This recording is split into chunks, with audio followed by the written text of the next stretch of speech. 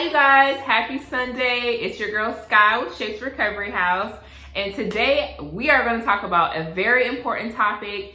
It scares a lot of people. A lot of people hear about it and they're like, I don't want this. I don't want this to happen to me. And that is a blood clot. So we're going to talk about it. We're going to talk about some of the signs and symptoms and how to look out for blood clots. And we're going to talk about 5 foods after surgery that you can eat to help you prevent blood clots. All right, let's check.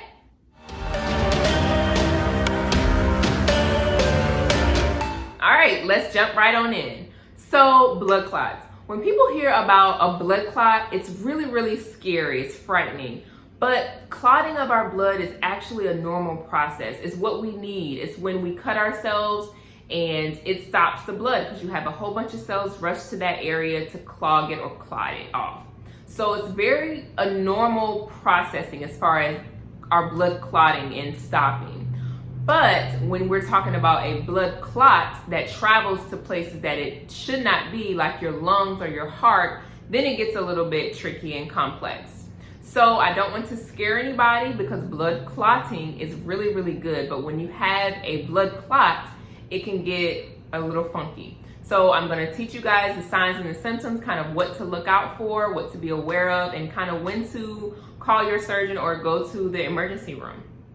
Okay, we're going to talk about our lower extremities now. So our lower extremities or our legs are common places where we find blood clots. All right, so let's just work with one leg, say our right leg.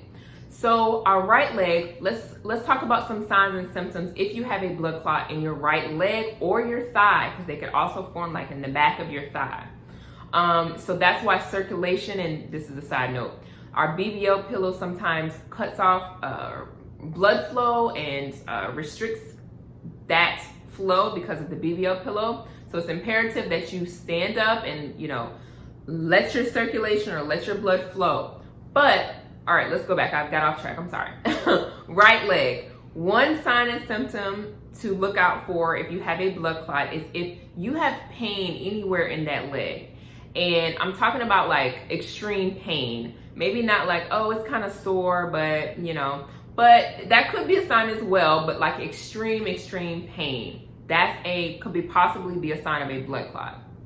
The second thing I want you to look out for in that right leg is if there's redness anywhere. So if there's a localized area that's pink to fire hydrant red, then that could be a sign of a blood clot as well.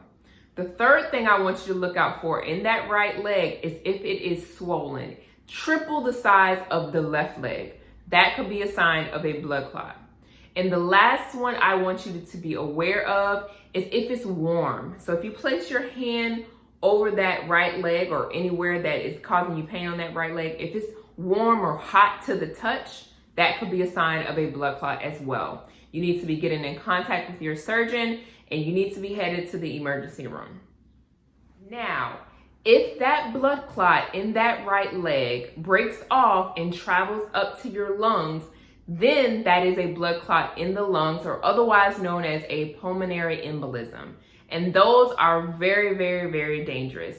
The signs that you should look out for if you have a pulmonary embolism are shortness of breath, any pain when taking a deep breath. If you have and you're having sharp pain, that is a sign that something is wrong going on in your lungs. A dry cough is also associated with a PE or a pulmonary embolism. Fast heart rate, the heart rate part you may not be able to detect, but really what you'll be able to detect are shortness of breath and pain or difficulty breathing. Pain when you breathe or it's hard for you to catch your breath. Those are signs of a blood clot in your lungs and you need to be heading to the emergency room immediately. Now we're going to talk about 5 foods to help you post-operatively to prevent blood clotting. Now, disclosure, I don't want you to start some of these things until you get more to the 7-day post-op. Because remember, we don't want your blood too thin right after surgery because you just had surgery. So we don't want any bleeding issues going on. But around 7 to 14 days, start incorporating these foods into your post-operative care. Number 1, ginger. Ginger tea, you can sip on that in the morning, maybe add a little ginger to your smoothies, breakfast, but ginger's really, really good as well. Cayenne pepper, a spice never hurt nobody, all right? Add some cayenne pepper, some spice to y'all food, flavor, it'll be great. Number 3, cinnamon. Add cinnamon to your oatmeal, maybe over a waffle or a pancake with breakfast. Number 4, red wine. Red wine is great. Red wine is good for the heart as well. Again, no alcohol until you are cleared to drink alcohol after surgery. I know how y'all be. Y'all ready to get in the clubs, aren't y'all? No red wine, no alcohol until it's cleared. And lastly, salmon. Salmon is great. That's a great fatty acid. That's great for omega-3s, and it's great to prevent blood clots. So add those foods to your regimen and you should be great. All right. Okay, you guys, I hope that video was helpful, talking about blood clots and talking about what foods to eat post-operatively. Now, I want to insert this in as well. Here at Shay's Recovery House, walking and compression stockings are huge. So definitely take heed to this that I'm about to say if you're not staying at a recovery house and maybe you're staying at Airbnb, hotel, or even at home. Number 1, walking is the number 1 way to prevent blood clots. So the faster you're up and moving around, the lower your risk of a blood clot is. So I know it's hard when you have like a BBL because every time you get up, you get dizzy, you feel lightheaded, and it's really, really difficult. So the second thing I offer you is wearing compression stockings. Wear compression stockings for 10 to 12 days after surgery. Blood clots can form even 12 days out from surgery. And it's very, very important that you have on compression stockings.